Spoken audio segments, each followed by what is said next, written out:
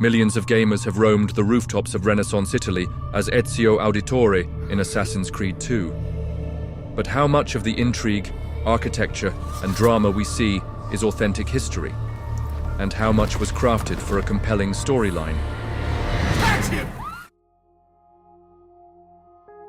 Spanning roughly from the 14th to the 17th centuries, the Renaissance was an era of astounding cultural, artistic, and scientific flourishing. At the heart of this transformation lay the city-states of Italy, such as Florence, Venice, and later Rome under the papacy. This period saw the rise of visionary artists like Leonardo da Vinci, the political influence of families like the Medici, and power struggles among popes who often hailed from noble and sometimes notorious lineages, including the Borgias. Assassin's Creed 2 sets its story between 1476 and 1499, capturing key historical figures and events during this vibrant period of the Italian Renaissance. But it also weaves in fantastical elements, most notably the long-running conflict between the Assassins and the Templars, fictional societies whose covert battles supposedly shaped world events. This duality of fact and creative license is a hallmark of the Assassin's Creed series.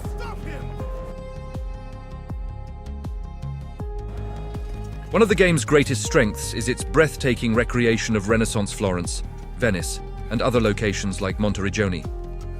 Game designers and historians pored over architectural blueprints, period sketches, and archival documents to render iconic buildings accurately. For instance, Florence Cathedral, Il Duomo.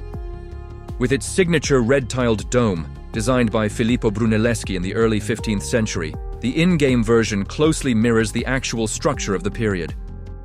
Palazzo Vecchio. Historically the seat of Florence's government, it is an imposing building in real life and the virtual world. St. Mark's Basilica in Venice. The ornate mosaics and the shimmering facade capture the grandeur of the real-life structure.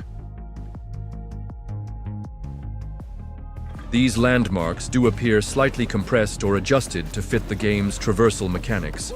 Players need rooftops to run across and leap from. Some interiors are also fictionalized to facilitate parkour routes.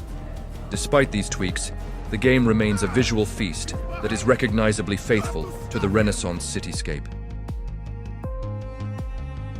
Ezio Auditore da Firenze is a charismatic but fictional protagonist, created to guide players through major historical events. However, many supporting characters are drawn from real life. Leonardo da Vinci.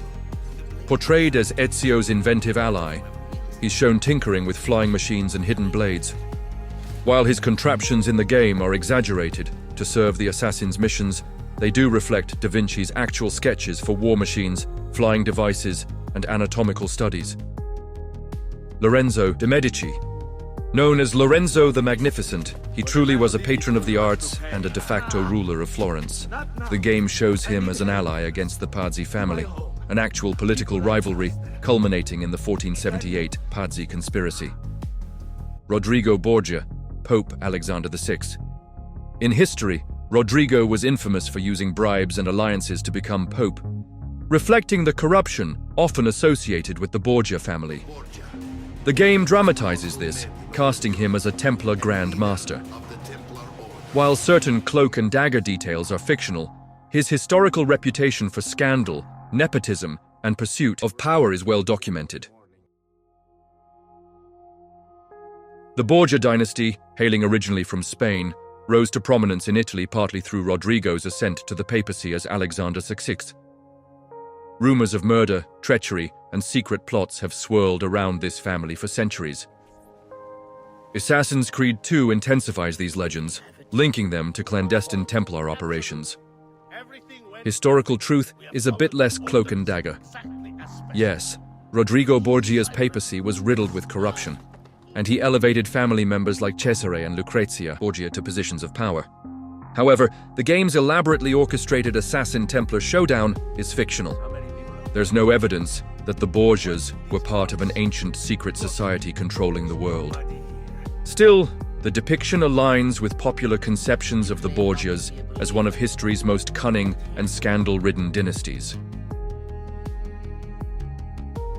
Ubisoft's creative team excels at balancing factual backdrops with engaging narrative twists. Let's compare a few well-known events. The Pazzi Conspiracy, 1478. This real-life plot aimed to overthrow Medici control in Florence. The game features Ezio thwarting the conspiracy and avenging his family. A significant divergence from reality, where Lorenzo de' Medici survived an assassination attempt at the Florence Cathedral, and the city's elites played larger roles in the aftermath. Da Vinci's war machines. Historians confirm Leonardo's fascination with mechanical devices, sketches of tanks, and flying apparatuses. But in reality, many of these ideas remained on paper. The game takes the liberty of turning them into fully functioning and highly cinematic contraptions. Thanks to Assassin's Creed II, many players became intrigued by the real Renaissance world. Its detailed environments and historical characters have sparked interest in everything from Florentine art to the political intrigues of the Papal States. The series has also motivated historians and educators to harness video games as a learning tool. While Assassin's Creed II is far from a textbook, it offers a gateway, enticing players to investigate genuine history, art and literature, to distinguish between fact and fiction. At its core, Assassin's Creed II achieves a delicate balance. It plants its story firmly in a meticulously researched historical setting, then weaves in conspiracies, acrobatic parkour, and gadgetry to keep the audience enthralled. It may not serve as a definitive account of Renaissance Italy, but it successfully draws players into an era of profound creativity, power struggles, and larger-than-life personalities. Leave a comment below with your favorite in-game moment or your favorite historical figure from the Renaissance.